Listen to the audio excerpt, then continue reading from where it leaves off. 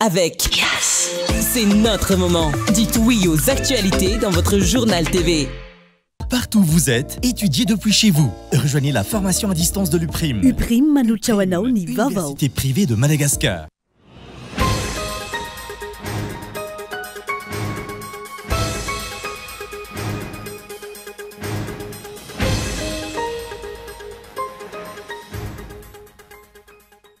Raha Artemy izy ihany no nampirisihan'ny Andry Rajoelina ambolen'ny vahoaka malagasy tamin'ny andron'ny Covid-19.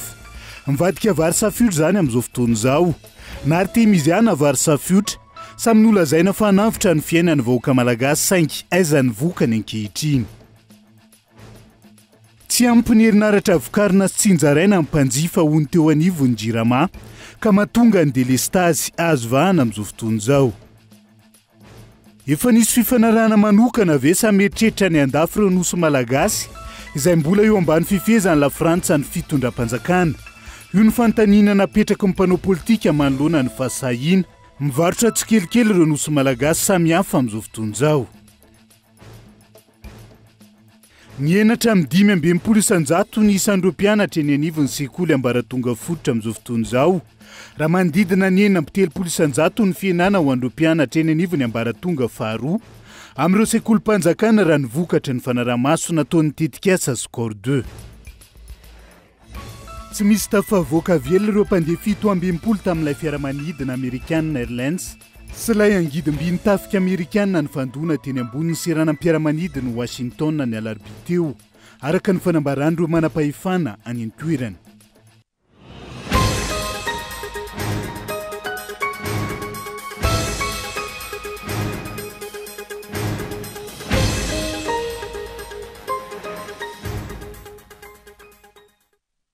Migadondrainy amin'ny valoralina fotoana ny fampalalam-bavao eto amin'ny fitalavitra kolo aterina ny araba tomboky lasy tomboky vavy manasa anao ihany koa anaraka ny antsiprian'izay toy ny mahazatra matoa an-datsoratra nondeha nokafatsika ny fiarahana amin'ity ala ity. Raha toa ka Artemy izy ihany no nampirisihan'ny Andry Rajoelina ambolen'ny vahoaka malagasy tamin'ny andron'ny Covid-19. Mivadika vary safiotra zany amin'izao fotoana izao. Na Artemy izy ihany vary safiotra samy nolazaina fa hanafitra ny fiainan'ny vahoaka malagasy avokoa. Matoa an-datsoratra. Vao omaly fa 30 ny volana janoary no nigadona atao amin'ny serana tambony Toamasina ny masomboly safiotra na ilay ry hybride avy any Chine. Voalaza fa afaka volena amina velaran-tany 4,000 hektara ahafana mamatsy olona miisa 4 hetsy. Raha ny fantatra 200 tonna ireo andiany voalohany tonga ireo ary 50 tonna ny andiany faharoa izay ho tonga ny fahatelo ny volana febroary ho avy izao. Ny fanontaniana mipetraka rovina no ambolen'ny tantsaha na ambolen'ny mpitondra fanjakana ireo vary safiotra 200 tonna vao tonga ireo. Tsy efa tara ve sa iandry amin'ny taopambolena manaraka indray? Efa tara satria saika efa tapitra manetsa avokoa ny mpamboly rehetra na teo aza ny fahataran'ny fitaopambolena vary noho ny tsy fisiny rotsakorana. Efa tara ihany koa satria tsy maintsy mandalo quarantaine ireo vary ireo vao azo zaraina ary tokony angarahara ny valin'izany fitsiriana natao izany na azo zaraina araka ny tokony ho izy amin'ireo tantsaha na tsy. Na ilay fatongavana aza moa tara ihany koa satria voalaza ny volana novambra 2024 lasa teo fa tantsaha-pamokatra amin'ny totaly 2,3 alina no isitraka izany mandritry ny fitaopambolena manomboka ny volana desambra. Tapitra ity ny volana janoary 2024 iray volana aty aorina efa nisy tantsaha ve na iray aza nisitraka izany toana mivantana avy amin'ny fanjakana izany. Tsy ny fizarana vary sy ny menaka ve no nazakazahana indrindra taoren'ireny fifidianana feno osoka sy alabato farany teo ireny. Amin'ny ankapobeny masomboly 20 kilao no ilaina ho an'ny tanimbary 1 hektara. Aiza ny tanimbary ambolena ireo vary safiotra 200 tonna efa tonga ireo sy ilay 50 tonna mbola ho avy manaraka. Efa vonona amin'izany ve ny tantsaha malagasy? Raha ny fanazavana ny men'ireo teknisianina sy ny tantsaha-pamokatra any amin'ny faritsy maro voahiny tsy mora fa tena mafy ny fikarakarana io vary safiotra io raha tsy laza fa tsy ny fifehezana ny rano. Efa manana fotodrafitrasa ifehezana ny rano ve isika eto Madagasikara na amin'ireny toerana afaka ambolena vary reny? Voalaza efa nisy andrana natao tao mahitsy ka nahitana 20 tonna isaky ny hektara. Tsy ny tantsaha malagasy nefa no nikarakara sy nanao io andrana tao an-toerana io fa ry zareo sinoa mivantana izay ampy fitaovana sy efa manana ny traikefany manokana sy ny sisa. Raha naompy tahaka izany maninona no tsy nitarina tamin'ny toerana hafa maninona no tsy nivoatra ihany koa izany? Iny ve isika fa hipetrapotsiny ireo tantsapamokatra manodidina ny mahitsy raha nahita fa naomby ilay izy ka tsy akatahaka izany ahafahany manitatra sy mampitombo ny vokabary azony? Isika malagasy raha teo izay efa tompon-daka amin'ny fakana tahaka, misy antony matotsy niroboka tamin'izany izy ireo. Feny raha ny vary safiotra no resahana, bizina ho an'ny mpitondra fanjakana ary fanampiana mivantana ho an'ny sinoa, satria tsy maintsy any aminy no mividy masomboly, tsy maintsy any aminy no mividy zezika ahafahana miroso amin'ny famokaran'izany. Famitena ny tantsaha malagasy ihany koa izany satria ho simba ny tany izay hany kely ananan'izy ireo. Efa nompitena ny ankamaroany malagasy tamin'ny filazany Andry Rajoelina fa ny fambolena sy ny famokarana Artemisia no anavotra ny fiainan'ny vahoaka malagasy iray manontolo. Roboka namboly nivadika tany amin'ny fambolena Artemisia avokoa ny ankamaroany. Aiza ho aiza nefa izy ireny amin'izao fotoana ny atsara ve ny ativalan'ny malagasy? Izao indray no amafisy ny Andry Rajoelina fa ny vary safiotra no anavotra ny fiainan'ny vahoaka malagasy. Izany hoe ho potehana sy horavana avokoa ve ireo voly Artemisia ka iroso, amboly sy amokatra vary safiotra? Ho fandresen-dahatra ny tantsaha, lazaina fa omena maimai-pona na ny masomboly na ny zezika. Lazaina ihany koa fa mikendry ny ho lasa mpamokatra vary safiotra voalohany aty Afrika ao anatin'ny 2 taona i Madagasikara ary amerina ny mahasompotry ny ranomasimbe Indiana azy. Vao aty am-pandohana nefa dia efa tsy mitombona izany satria efa tara ilay fotoam-pambolena ny fahatongavany ilay vary safiotra. Efa tsy ho afaka 2 taona intsony araka izany satria amin'ny taom-pambolena manaraka indray vao afaka iroso raha toa ka tsy maintsy iroso amin'izany. Ampahany fanontaniana sy fanamariana manitikitika ny maro izay napetraka ary nentina tao anatiny matoan-dahatsoratra ny sampana fampahalalam-baovao izay tamin'ity androan'ity ka andrasana ny fitondrana fanampanazavana bebe kokoa mahakasika izay. Fa tsy ampy ny herinaratra vokarina sy hotsinjaraina ampanjifa hony teo anivony Jirama ka mahatonga ny delestazy azo vahana amin'izao fotoana izao. Ny eo anivony Jirama izay voatondro molotra sy misolo vaiko ny akalana manoloana ny tsy fanana mpitondra fanjakana amin'izao fotoana izao. Fomba fijery miabo ka eto Andriatsilavo. Iverina ary miamahazo vana indray tatoato ny fahatapahan-jiro eto amintsika, indrindra ho an'ny tambazotra iraisana Antananarivo. Androany tontolo andro, zara raha misy adiny 2 no nandeha ny jiro ho an'ny faritra sasany, adiny 4 izany ho an'ny hafa, ankoatra ny fidinan'ny tension izay manimba fitaovana ao tokantrano tsy eny anivon'ireny toeram-piasana samihafa ireny. Simba avokoa ireo fitaovana, sakafo anaty vata fampangatsiahana sy ny sisa. Tsy afaka miasa ireo miantehatra amin'ny herinaratra sy ny maro hafa. Tsy resahana intsony ny firongatry ny vakitrano sy ny fanendahana rehefa maizina ny andro. Antony mahatonga ny fahatapahana, tsy ampy ny herinaratra vokarina ahafahana manome fahafampony mpanjifa rehetra. Hoy ny eo anivon'ny Jirama tamin'ity androany ity, nandritra ny fanolorana tamin'ny fomba ofisialy ireo camion cru miisa 12 anatanterahana ilay tetika salide fa tsy ny banky iraisam-pirenena vola. The main reason that we have still power cuts is that we don't have enough power for all the needs of the population. Ny tena mbola antony lehibe mbola isin'ny delestage zany dia mbola tsy mahampy ny vokatra herinaratra ahafahana manome fafampo an'ny mpanjifa rehetra aloha. And the problem is especially existing in the dry season. Dia io olana io tena mitranga amin'ny vanim-potoanan'ny maintany zany. No mamfisiny ihany koa fa tsy afaka mampijanona ny famokarana herinaratra amin'ny alalan'ny groupe mandeha amin'ny solika ny Jirama noho izay tsy fampiny ny herinaratra vokarina izay. No, we didn't stop to produce power from fuel. Tsy najanona aloha zany ny famokarana herinaratra avy amin'ny carburant. We have different power plants that are working on fuel. Betsaka ny centrale izay mbola miasa amin'ny centrale thermique mbola miasa zany. You can visit the power plants in Ambohimanambola and Mandroseza, they are all working. Afaka tsy dianareo zany ireo centrale reo any Ambohimanambola sy any Mandroseza fa mbola mandeha daholo. But still the needs of customers, the demand is higher than what we can produce at the moment. Fa naizana tsy zany zany ny filan'ny mpanjifa dia mbola betsaka mihoatra amin'ny afaka vokarina amin'izao fotoana, ny herinaratra afaka vokarina amin'izao fotoana izao. Raha nisy ny fahaizana mitsinjo lavitra ny rosoan'ny Andry Rajoelina nanomboka ny taona 2024 tsy misedra olana goavana tahaka izao i Madagasikara amin'ny famokarana sy fitsinjarana herinaratra na eo aza ny fitombon'ny mponina ka nampitomboisa ny mpanjifan'ny Jirama. Ny eo anivon'ny Jirama amin'izao fotoana ny voatondro molotra sy misolo vaika ny akalana manoloana izay tsy fananany mpitondra fomba fijery miabo izay. Rehefa tafahoatra ny fahatapahana mitady hitrotra ny mpanjifa vao mijoro ny mpitondra ka mampanantena indray fa ametraka parka solaire etseroa oentina amaolana.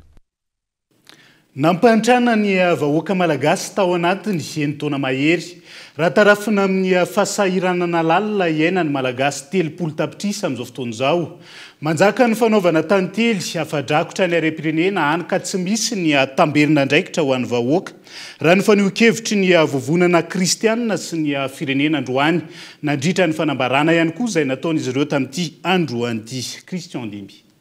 Latsaka kanterena ny fiainan'ny malagasy 3 tapitrisa mahery ankehitriny vokatry ny tsy fahaiza mitantana ny harem-pirenena sy ny tsy fisiany tamberina ndraikitra ho an'ny vahoaka hoy ny mpamakafaka fiainam-pirenena sady filohan'ny vovonana kristianina sy ny firenena raha nanao fanambarana tamin'ity androany ity.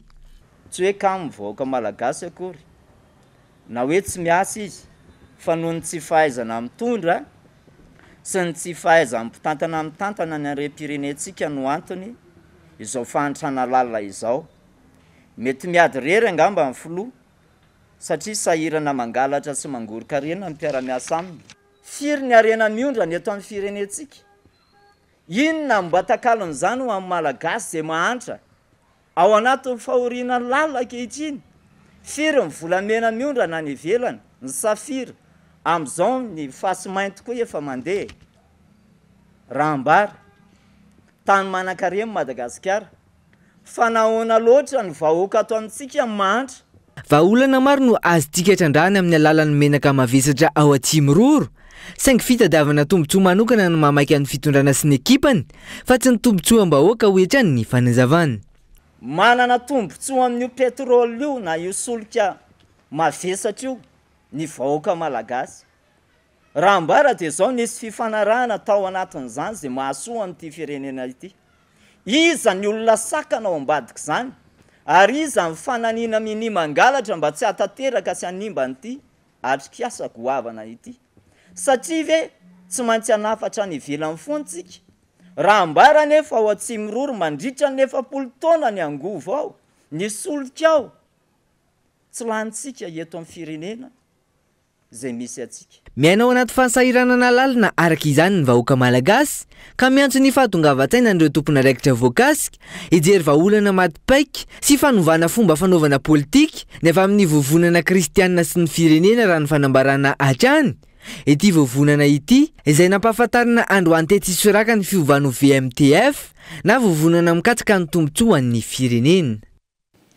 Efa nisy fifanarahana manokana ve sa mieritreritra ny andafy ireo nosy malagasy izay mbola eo ambany fifehezany la Frantsa ny fitondram-panjakana amin'izao fotoana izao. Io no isan'ny fanontaniana apetraka amin'ny mpanao politika ankehitriny manoloana ny fanginan'ny mpitondra amin'ny fitakiana ireo nosy ireo sy ny fahasahiana mivarotra tsikelikely.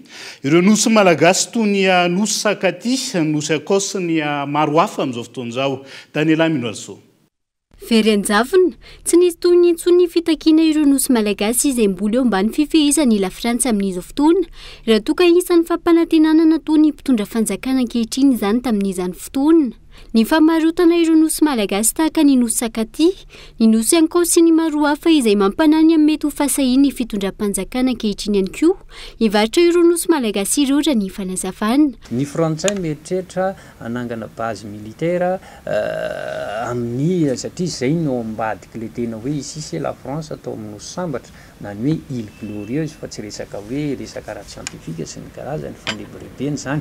Amin'izao fotoana izao ary zany zareo izay tsy valian'ilay mpitondra fanjakana dia mbola mieritreritra fa ho averina base militaire ny ao Orangia ao Digo misy zavatra manahirana avokoa nge zany dikan'izay zany tian'ireo hofehezana sy hogejaina tanteraka ilay Madagasikara sy ilay ahafahana fehany Océan Indien zany sy ny tapany amin'ny Afrika iny ka zay ny mahazava-dehibe an'ilay position antsika, zay ny mahazava-dehibe miady amin'ireo nosy malagasy ireo areto mpamarana anazy dia mba somary mampatsiahy dia tsy menatra ve isika hoe tamin'ny 1er décembre ny kabariny Alassane Ouattara ny fanasorana ny miaramila Frantsay ao Côte d'Ivoire na itsika eto Madagasikara raha misy an'ilay fomba fiteny hoe aza manoatra ny Sénégal mahazo baiko fa na ny Sénégalery nge efa miditra amin'izany fanapahan-kevitra zany fa isika manahoana tonga ireto mandeha makany amin'ny famarotana ny reto nosy majinijinika reto ahoana moa miveratsika fa tsy efa nisy fanarahana na mbola mieritreritra akory zareo hamaritra an'ireo lay a nosy malagasy ireo zay veriko mihitsy hoe tsy azo ekena ary tokony hijoroana hatramin'ny farany zany. Tsy tokony ho mandrimandry manana aretina isika malagasy fa nohatra ny tolona amin'ny fitakiana ireo nosy malagasy bodony frantsay ireo raha ny fanazavana trany.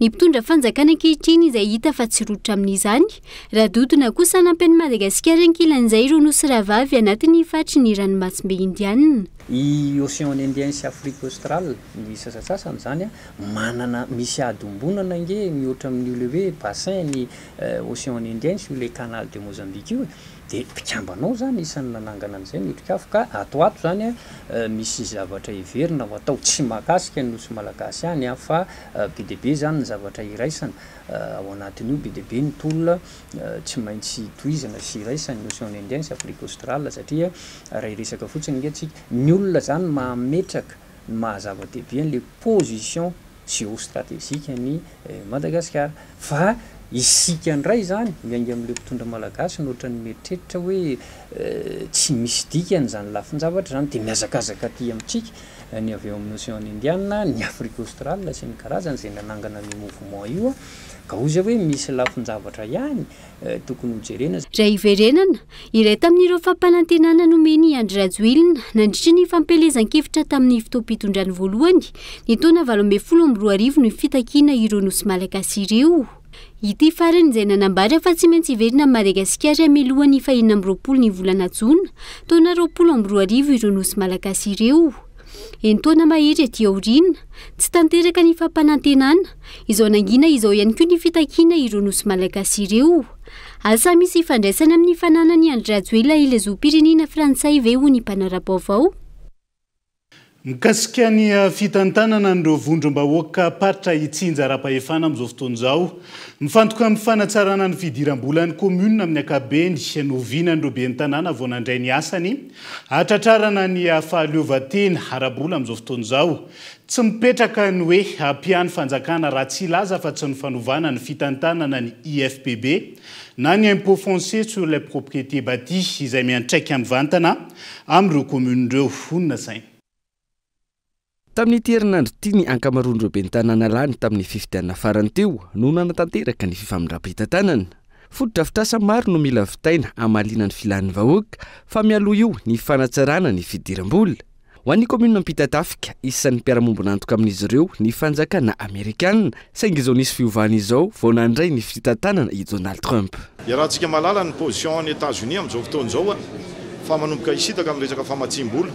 Anisany nanampin'ny komuna Ampitatafika nefa tao anatin'ny projet produire nanaovana fefloa dia raha ohatra ka misitaka ary produire ny États-Unis zany dia tsy maintsy misy manolo zay ny etaeta rehetra makony tsy maintsy amin'ny alalana famatsim-bola na amin'ny alalan'ny vola azo dia entina ihany koa zany ny atao hoe fidiram-bola eto amin'ny ivon'ny komuna atsaraina ihany koa. Mitady mpiara-mombona antoka ny ivelany manatsara sy manativana ny fiara-miasa amin'ny sehatra tsy miankina isan'ny mahasoana ho an'ireo vondrom-bahoaka itsinja ara-pahefana ho fampandrosoana ny komuna. Etsy andaniny ilay impôt foncier sur les propriétés bâties na IFPB izay isan'ny anatin'ny kajin'ireo ben'ny tanàna ao anatin'izay fampidiram-bolan'ny komuna izay io novainy ny fanjakana io ka hitarika olana hafa. Le FPB ny raha fahafantarako azy ohatran'ny hoe fanjakana FPB no andeha hitaky azy amin'ny vahoaka nefa ny fiantraikan'izay dia isan'ny lenteur administrative satria raha hotakiny eny amin'ny fitetra le izy zay vao makany trésor zay vao mirotsaka ao anatin'ny fitakom-bolan'ny komuna lasa ela be zany zavatra zany fa amiko manokana angamba ny fanjakana amin'ny fomba hoe anatsarana anaity afotony amin'ny fampidirana amin'ireny hetra ireny dia mampitomboana ihany koa satria namitaky amin'izany vahoaka ary zao amin'ny pasiaran'rehetra namana ilaina fanazavana avy amin'ny fitondram-panjakana ny momba ity IFPB ity sy ny lalan'ny vola amin'izany hoy ireo ben'ny tanàna ahafahana mandamina ny fitantanana ankapoben'ny komuna. Ankoatra ny IFPB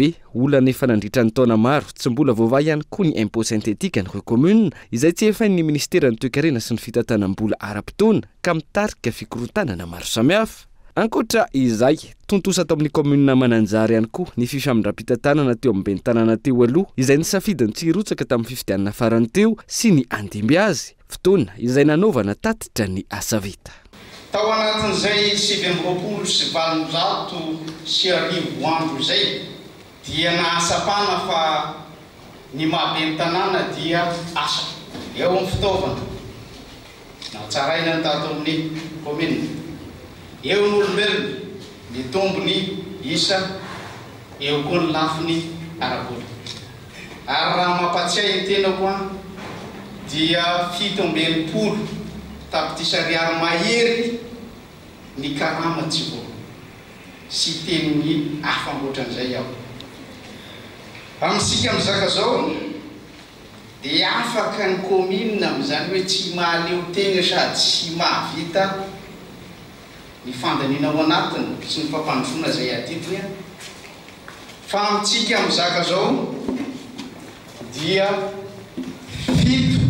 7 tapitisariary mahery ny vola madiodio mbola mipetraka ao amin'ny trésor public any commune mandray ny asan'ireo be ny tanàna vaovao etsy andaniny commune misy 12 hatreto no tsy mbola manana be ny tanàna noho ny fanafoanana noraisiny fitsarana amin'ny sanany ady amin'ny fanjakana ny vokatra ka tsy maintsy amerenana ny fifidianana taremarika 12 izay mbola isy fiovana miankana amin'ny fanapahana ho raisiny filakevim-panjakana izay nametrahan'ireo kandida fitorina aorian'izay andrasana ny finiavany senisy ny fitondram-panjakana anatanteraka fifidianana amin'ireo commune tsy mbola manana be ny tanàna isorona ny tranga toy ny tamin'ny taona 2022 commune maro tamin'izany raha tsy aivina no voalaza fa averina ny fifidianana fa tsy notanterahany izany nandritra ny 5 taona vaovao manodidina n'izay fitantanana ny tanàna izay hatrany tsy nafaporam-panao fihetsiketsehana ao amin'ny commune ny tanambao mahatsara distrika ny Vatomandry ny fionana tamin'ny lehibe ny distrika ka ny afara tamin'ny famantsihana ny varavarany Braony commune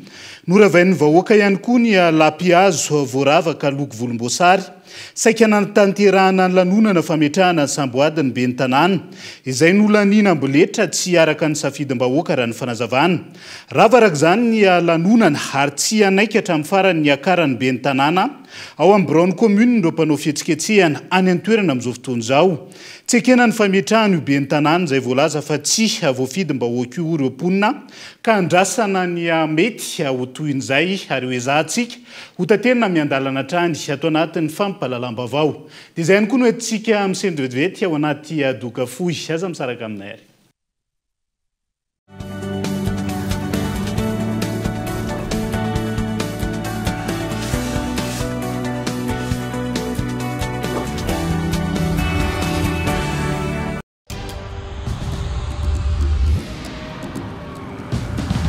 tsika miara-miketrika ilay ho avy mamiratra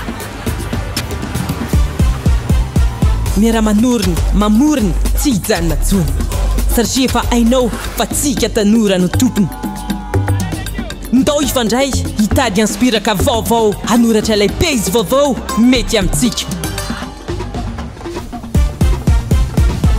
afaka mamoriny maneho ny maizy atsika efa aty amintsika zao ny baolina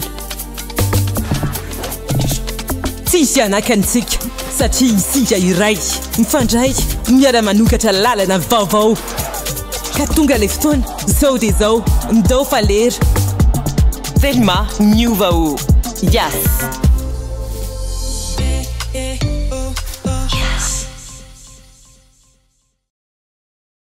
UPRIM, Université privée de Madagascar. La formation à distance de l'UPRIM, pratique, fiable, efficace. Étudiez à votre rythme, où que vous soyez et quand vous voulez. Vous êtes en quête d'une promotion professionnelle? Vous êtes fonctionnaire visant un reclassement? Vous pouvez travailler et étudier en même temps pour viser votre diplôme à travers le téléenseignement de l'UPRIM. Licence, Master 1 et Master 2. Habilité par l'État jusqu'à la 5e année et reconnu par la fonction publique jusqu'à catégorie 8. Encadrement innovant via une plateforme numérique permettant un regroupement en ligne avec interaction, droit, communication, gestion et management, commerce et marketing. Alors, partout où vous êtes, étudiez depuis chez vous. Rejoignez la formation à distance de l'UPRIM. Inscrivez-vous à l'UPRIM la plus proche de chez vous. L'inscription peut se faire également à distance. Contact 020 85 215 03 034 11 215 08. Investissez dans une valeur sûre. Choisissez UPRIM.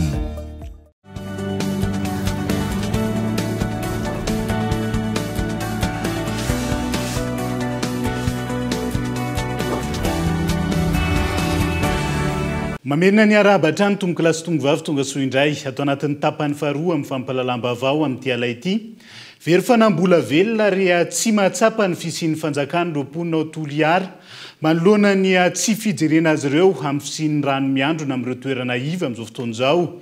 Ny akamaroan'ny mponina ny antoerany indrindra ny amin'ireo faritra iva ireo izay mbola miaina ao anatin'izay rano maloto zay ankehitriny. Bono Maelize Kolotoliara. Isan'ny toerana lasibatry ny tondra-drano ny ato amin'ny boriborintany Mahavasy 2 ankoatr'ireo toerana iva maro eto an-tampon-tanànan'ny Toliara amin'ny fotoana ny fahavaratra indrindra fa amin'ny fotoana ny fandalovany rivo-doza toy ny farany teo. Maharitra ambolany maro ny rano mihandrona amin'ireo toerana ireo toy ny eto Ambararata. Mizaka ny tserany aina nefa ireo mponina mitady vahaolana fa saingy tsy afa-manoatra. Sy mandeha zany rano ty fa mitombo aminay ato. Ka na mihina ito miraha mahazo masoandro anatin'ny 3 mois amizay vo eritsy miaritsy rano. E anaiky re zany tatao totombonay iny mivontovonto raiky zay mila vonjy aminareo zahay. Ny fitondra fanjakana. Fa zahay manenjika avao zahay mameno rambole atao fa tsy mety tany ty zany. Manao akata lavoarie rey angatahinay rey afadinay atoa lembo tsy mahamety azy avao. Araha ny azo atao nisy fotopopy nanindro rano toy narianany na misy tany nanari azy. Atreto matsiaro tsy manana piahy ny mponina noho ny tsy fijerena azy ireo manoloana izao olana mahazo azy ireo izao. Tamin'ny taloha nisy cyclone taloha zany mba nihetsiketsiky zany le fanjakana reo zany nihetsiketsiky taloha hatsa président Fontane tetomana Lainirigo. Amizao tsy hita fa nefa fa 2 jours androany na vita cyclone iny hoavy koa ty hoavy tsy misy mpamonjy anay kaiky enaniky zao na dia misy ty hafara enaniky zay mba niliva zany toy mba nihafahafa tanàna ito. Fa amizao tsisy mpamonjy zahay tsisy mpijery fa henty amizao avao tataonay vahoakinay maro mba sasany lomay mizimina zany. Io moa tataonjaray be reo henaniky reo tsy mandeha fa miketsika an-trano ao tsy hita ty andena. Ankoatry ny fofona maimbo manay nisy aretina maro samihafa ny mponina amin'ireo toerana misy rano mihandrona noho ny fiparitahan'ny fako sy ny loto. Tsy hita zany le fahasalamana satria na dia ho salama le sasany manao sengeno hoe le fafako zany nareteny de iny manao raha maloto. Resaka WC publika maro eny koa tsy misy ty mana aminay atoy. Fa nefa reny ty tokony nangatahinay re satria manaka amin'ny sy ny hita roy zay any tianay mba aminay mba ty koa mba tsy miparitaka zany le raha maloto. WC mba aminay mbe toy manaka hoe mamboatsy kanky fa nefa baka fara mbo tsy saronana fa aloha to avao sady entiny rano amizay koa raha iny mamonjy le tranon'olo ombaombao. Etsy ankilana ny fako indray no hany fanantenana farany ho an'ny tokantrano sasany na eo azany tsy fahasalamana ateraky izay. Lapavy rotola zahay gebo henany io. Fe fako ty fisovevanazy zorodira koa halana ro fanjakana. Fasy zao lafo. Fasy camion raiky ray hetsy. Ka fako ty mba aria izorodira reny toy. Laha tsy nisy fako reo nandila tanity hadobonay. Anongotry ety ty rano. Fa fako mba mitazotazon'azy. Manoloana ireo rehetra ireo very fanahim-bola velona ary tsy mahatsapa ny fisian'ny fanjakana ireo mponina noho ny tsy fandraisan'izy ireo andraikitra sy vahaolana maharitra eny fotony ialana amin'izao fahorinana iainan'ny vahoaka izao.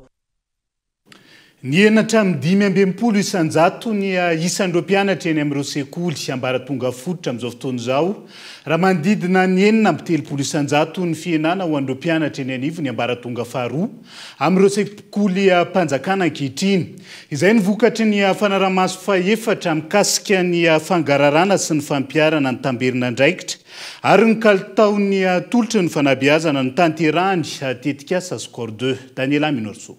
Manoloana ireo olana maro lafa izay sidren'ny firenena misy akona amin'ny sehatry ny fanabeazana ankehitriny nahitana fiananatra any amin'ny 520 isanjato ny isan'ny mpianatra eny anivo ny sekoly ambaratonga fototra amin'izao fotoana raha manodidina ny 930 isanjato kosa izany ho an'ny eny anivo ny sekoly ambaratonga faharoa any amin'ireo sekoly mpanjakana. ankoatra izay ambany dia ambany ihany koa ny tahapahafahana izany hoe 720 isan-jato ho an'ny EPP raha toka 2.70 faingo raika amin'ny 30 isan-jato kosa izany ho any ambaratonga faharoana ny CEG no ireo olana maro lafy izay sidreny ny fanabeazana ankehitriny raha tsy laza fa tsy ny faratsiny ireo fotodrafitrasa mpampianarana ny fanjakany kolokolo sy ny maro hafa raha ny fanadihadiana nataony ireo firaisamonim-pirenena izay misehatra amin'ny fanabeazana. Isan'ny fanamby lehibe zany ny fampisitranana fitaovana ampy an'ireo mpianatra satria fantatsika fa raha ny fanadihadiana zao dia mbola tena tsy ampy betsaka resaka seza sy ny latabatra entina eny an'efa sekoly BTP mbola mpianatra voatery tsy maintsy mipetraka ambany ary mbola tsy ampy ihany koa na reo efitra fianarana zany na ny salle de classe mbola BTP ny mpianatra ndrindrandrindra ny amin'ny faritra nosy Amboy tsy mandrefa na Menabe izay voatera tsy maintsy mianatra Kalamanjana zany noho izay tsy fahampiana isan-tsokajiny izay dia mbola misy ezaka atao ihany koa mazava ho azy amin'ny fahampiany mpampianatra sy ny fahatsarany fahaiza-manao na ny fampiofanana omena ny mpampianatra izay mandray andraikitra sy mitondra ny fampianarana eo amin'ny sekoly Asantsireny. Ankilany tsy ampianodinana ny sekoly iray dia ireo filana rehetra ao anatiny tahaka ny fitaovana ny fotodrafitrasa sy ny sisa no entimana ny sekoly iray. Kely ihany koa ankilan'izay ny teti-bolana natokana ho an'ny fanabeazam-pirenena eto amintsika antony angatana ny fampiakarana izany ahafana mampitombo no entimana n'ireo sekoly fa ihany koa ny tokony sy ny mangarary eo amin'ny fitantanana azy raha ny fanazavana. Tokony akarina ilay entimanana ampiasaina enay fotony mba tena hahavaly an'ilay filana eny fotony fa ilay entimanana ifananana eny fotony koa tokony atao tsara tatana mba tsy miboriko any amin'ny tokony tsy ho izy fa mba tena hamaly an'ilay fanatanterahana dia ireo isan'ny fanamby lehibe amintsika amin'izao fotoana izao isan'ny fanamby anankiray alohany raha isan'ny adisisika ataonay foana isan-taona hoe mba hampitomboy ny teti-bola atokana ho an'ny fanabeazam-pirenena satria zava-dehibe io amin'ny fitondrana ny fampandrosoana ny firenena dia mba hampitomboy rehefa mitombo ilay teti-bola lehibe ho an'ny ministera ny fanabeazam-pirenena zany dia atombo ihany koa ilay alefa mivatana ho tantanana ny anivon'ny sekoly na ilay ataoko hoe isitrahana mivatana zany ny fanomezana tolotra eny amin'ny sekoly raha mitaha amin'ilay teti-bola akapobean'ilay ministera teratray koa paikady anankiray ary rehefa mitombo le entomanana dia mandraisandraikitra tsika ny olona ny fotony amin'ny fijerena ny fanatanterahana an'ireo entomanan'ireo mba ho mangarahara sy andehany amin'ny tokony ho izy tanteraka. Nisy ny fampahafantarana sy fanapariana ny vokatry ny fizohiana sy ny fanaraha-maso faefatra mahakasika ny fangararana sy ny fampiarana ny taberinandraikitra ary ny kalitaon'ny tolotry ny fanabeazana izay notanterahany tetikasa Score 2 teo anelanela ny volana Jolay sy ny volana Desambra taona 2024 tetsy Andrainarivo tamin'ireo sekoly miisa 420 sy 700 amin'ny faritra fito teto Madagasikara. Fiara-miasan'ireo firaisamonim-pirenena misehatra amin'ny fanabeazana sy ny ministera ny fanabeazam-pirenena. Mandringa ihany koa ny paikadym-pirenena iarovana ny fari-dranomasina eto amintsika amin'izao fotoana izao raha tsy mbola tafapetraka ny tambazotra iraisana mikasika ny fizarana ny antotam-baovao hono teo anivon'ny Centre régional de fusion des informations maritimes androany. Isan'ny takina ihany koa ny fametrahana ny arifenitra mikasika ny rindandamina ho an'ny fiarovana ny fahandriam-pahalemana an-dranomasina isoroan'ireo trangana fanondranana antsokosoko samihafa. Christian Demby. Antonany maro no nametrahany gouvernementa malagasy ho vaindohan-draraha ny fiarovana ny fari-dranomasina saingy mitombotra ny ambana sy ny fanondranana antsokosoko ny harem-pirenena amin'ny alalan'ireo sambo raha ny zava-misy tao anatin'izay 5 taona farany izay.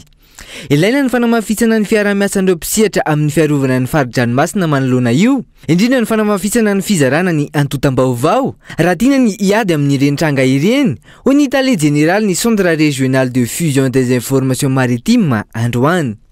Maromaro moa zany ny mety hoe sosikevitra na hoe vahaolana mahakasika ny ampihenana ny trafika an-dranomasina raha zay azo ilazaina anazy ankapobeny voalohany indrindrany a dia mila ny fiaramientany ireo entité rehetrarehetra zay misehatra an-dranomasina, na io misehatra mivantana amin'ny fandriam-pahalemana na tsy misehatra mivantana. Zay zany anisany mila hamafisina. Dia ao anatin'izay a dia mila hamafisina ny fifampizarana ny vaovao an-dranomasina. Io ihany ny hery voalohany a ahafahana mame zany a sy mijery hoe aiza ny misy an'le ambana. Tsy arofenitra ihany koa ny rindran-damina mikasika ny fiarovana ny fandriam-pahalemana an-dranomasina eto amintsika, hoatrany ny fanazavana.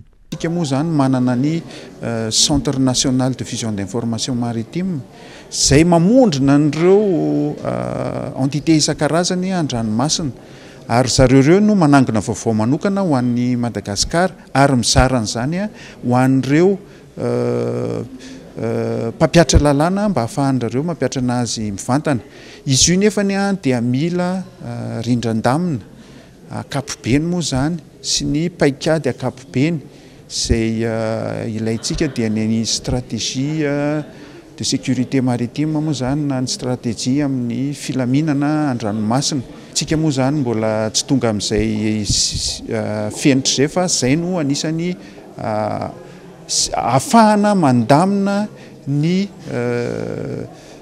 organisation moa zany amin'ny fampiarana lalàna an-dranomasina. Naharitra 5 andro ary ny farina andro antetsy amin'ny ivoteran'ny CRFI Mantetsakady to ny atrikasa Recoport ESA 2025.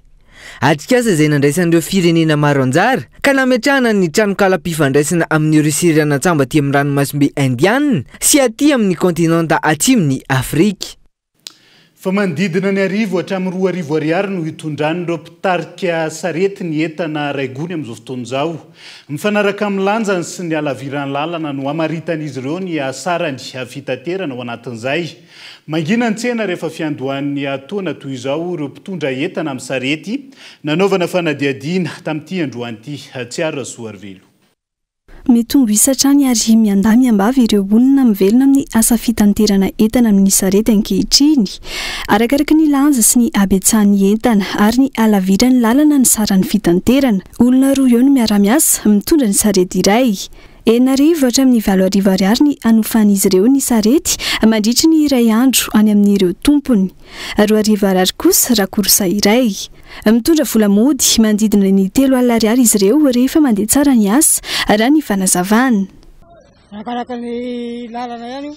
Ohatra misy 5 mille sakangony 2 arivo. Amin'ny lafitra lalana dia 2 arivo. Ohatra izay foana. Rehefa tena mandeha io mahavelona dia petsena ny agrosiste ireny.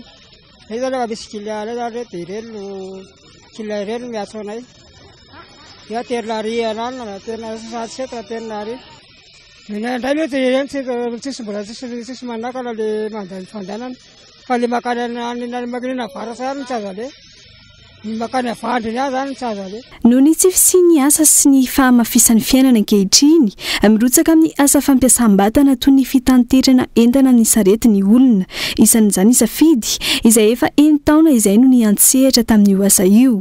Mitondra an'ity azy eo voanijanona ny anatra dia efa tonga dia tia mihitsy ny ana ny asako hatramin'izay voanijanona ny anatra. Ny ara-pidiram-bola aloha zany ohatrany hoe miditra fa tsy dia tena hoe azo lasaina hoe eny mavelona ihany izany. Monana koa ny dadako sy mamako efa tia mihitsy ny asany hatramin'izay. Dia na tamin'izay mbola kely mbola tao anatin'ny fianarana ara dia rehefa tsy mianatra dia mandeha miaraka andry zareo.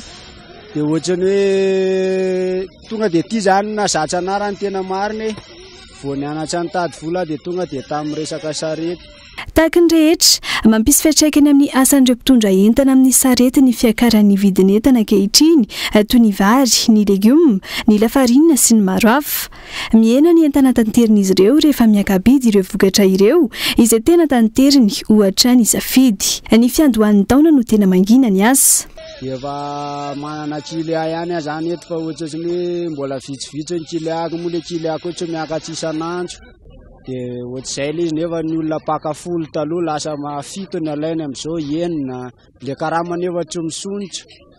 dia tsy maintsy miakina sy alainao ihany nefa dia miakina ny toro indray ohatrany hoe mba mahita 5,000 veriny ianao zany androany dia mba mikarama ray alina dia iny koa nefa mbola ialan'ny fatsarety 2,000 dia 7,000 zany andraisinao amin'ny ohatrohatr'izay zany le asa eto eo le vidin'entana mihitsy zany mahatonga le izy hoe lasa tsy dia misy karama ntsony hoe ny olona manao anazy may betsaka nefa ny entana hoentina may kely dia tsy dia misy karama firy zay amin'izao indrindra fa zao volana janvier février zany tena maro. Maseka ireo filana tsy maintsy amoam-bola isan'andro ihany ny asa fitaterana entana amin'ny sarety raha ny fanazavana. Tsy maintsy mamorona asa rehefa tsy misy izany eto Madagasikara hoy izy ireo. Ambivelatra ny tontolo ny serasera azy dokam-barotra eto amintsika ny sampam-pianarana. L'attitude communication journalisme amin'ny alalan'ny lahetsika, nuit de la publicité et de la créativité. Fiara-miasa miaraka amin'ny asa Madagasikara izay anomboka ny 4 ny volana febroary ho avy zao. Tsiara Soarvelo. Mbola tsy mivelatra ny tontolon'ny serasera sy ny dokam-barotra eto Madagasikara na eo azy ireo tanora manan-talenta amin'ny famoronana hoy ireo mpisehatra. Antony nanokafana ny andiany voalohany amin'ny hetsika nuit de la publicité et de la créativité, hetsika fampionana ireo mpianatra sy mpisehatra matianina amin'izany tontolo izany. Ny tanjona voalohany ao anatin'ilay izy dia fampandrosoana ny tontolon'ny serasera sy ny dokam-barotra. Ngamba ny fotoanany mba ahafahantsika mampivohitra an'ireo sangan'asa izay nataony ireo kreatifa amin'ny ankapobeny sy ny orinasa izay mampietsika ny serasera sy ny dokam-barotra eto amin'ny fiarahamonina. Natokana ho andreo mpisehatra amin'ny tontolon'ny serasera manita sy ny haino aman-jery ity fifaninanana ity, matianina sangany eo amin'ny sehatra ihany koa ireo mpitsara. Io zany dia fifaninanana izay misokatra ho an'ny orinasa, ny agence de communication sy ny mpakasatra izay mihaino miasa ao anatin'izay tontolon'ny haino aman-jery izay. Misy kategoria anaky 5, meilleur photographe, meilleur spot publicitaire, meilleur spot radio, meilleure affiche, meilleure campagne digitale et meilleure campagne produit. Ny influenceur akoho tsy adino eto anatin'ilay izy, ny meilleur réalisateur sy ny meilleur directeur de création. Zay réalisation rehetra nivoaka tao anatin'ny 12 derniers mois no afaka mandray anjara ao anatin'ny compétition. Efa nanomboka ny fametrahana ireo vokatra ary mifarana ny herinandro manaraka hoy ireo mpikarakara. Atolotra ny 14 ny volana febroary kosa ny loka ho an'ireo mpandresy mandritra ny nuit de la publicité et de la créativité eny amin'ny IFM Analakely. Hetsika izay fiara-miasa ny l'attitude communication journalisme sy ny asa Madagasikara. Dia izay ihany koa no entina manakatona ny fampalalam-baovao amin'ity alety mbola maro ny fandaharana hoentina aminao amin'izao ala izao. Santionan'izay ny ankitsipo iresahana mahakasika ny sosialy eto Madagasikara amin'izao fotoan'izao, eo ihany koa ny rahapirenena sy ny politika amin'ny ankabeny fandaharan'izay anasananao aorian'izao fampalalam-baovao zao. Ny sampana fampalalam-baovao mame fotoananao ho amin'ny rapitso indray. Mandrapitaha fary tombo klasy tombo vavy elo matoboka.